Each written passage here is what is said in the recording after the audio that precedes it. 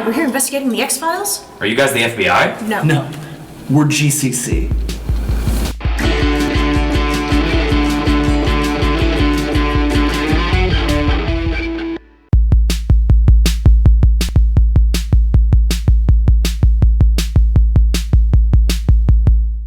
The show follows FBI agents Fox Mulder and Dana Scully in their quest to uncover the truth about aliens, government conspiracies, and all things paranormal. The X-Files are a group of certain unsolved cases that involve strange or paranormal elements. They were buried away at the FBI until reopened by Fox Mulder.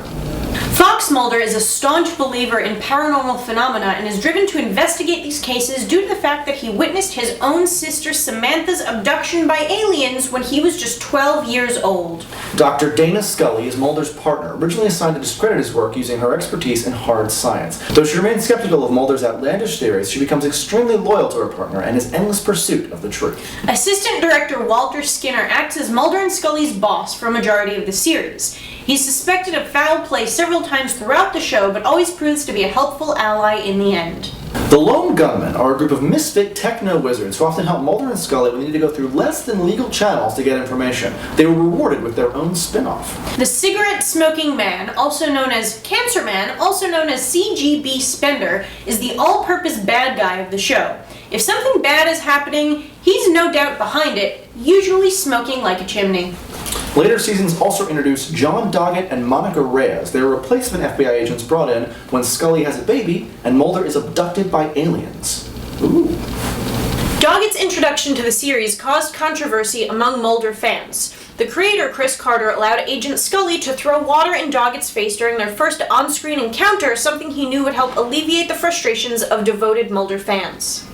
There are usually two kinds of X-Files episodes. There are Monster of the Week standalone episodes, and there are Mythology episodes that deal with a developing storyline that involves Mulder and Scully's quest to expose a vast government conspiracy to cover up the existence of extraterrestrials. Some threads of the mythology are planted in the first season, but it's until Agent Scully's abduction in season 2 that the mythology plotline really takes off. Mulder and Scully eventually learn that Scully's abduction was part of a military program to perform experiments on humans to develop an alien-human hybrid that could be used to form a slave race for the aliens once they came back to colonize the Earth.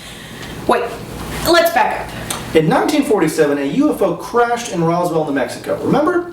Well, from that crash, the government was able to salvage alien technology, as well as a few living alien prisoners of war. It was then that the government learned of the aliens' plot to colonize the Earth in the form of a virus, one that thrived in black oil and had the ability to communicate with UFOs, and could invade a human host, gestate, and pop out as a brand new EBE. That's extraterrestrial biological entity.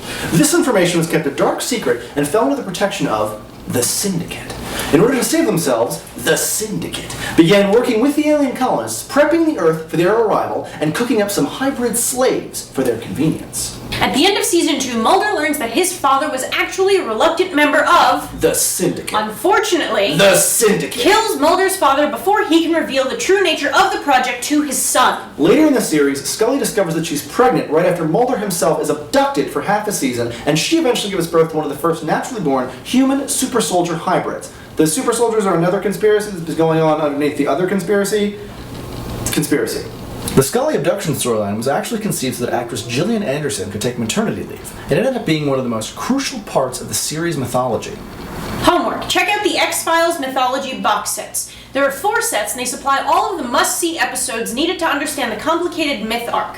There's also a nifty timeline that lays it all out, plain and simple. There are also some great standalone episodes. Here's 5 we recommend. Clyde Bruckman's Final Repose is a funny, touching look at a man who can predict how everyone will die. Features a great performance by guest star Peter Boyle. Home. X-Files goes gothic horror in this creepy episode involving inbred brothers who keep their amputee mother under the bed. It's one of the few episodes to receive a mature rating. The Postmodern Prometheus is a black and white homage to Frankenstein and is one of the stranger episodes of the X-Files, but it's definitely a must-see. Bad Blood. This Rashomon-esque tale provides hilarious insight into the way Mulder and Scully think and how they view each other.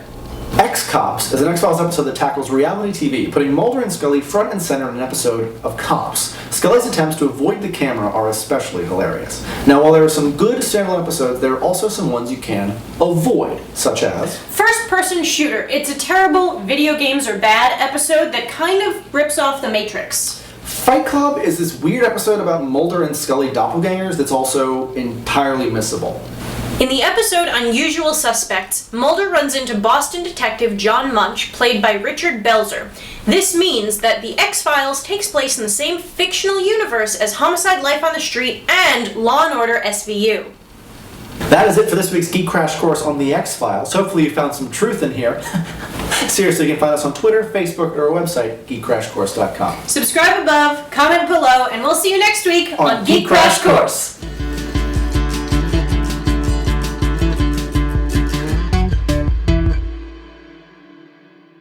Something he knew would alleviate the angers of devoted Mulder fans. That was terrible. Yeah. Need to be a replacement for Agent the frustrations of devoted Marvel fans. Do you want me to do it? Diana does it Doggett-Style, take 2. As he was considered a replacement for the beloved Agent...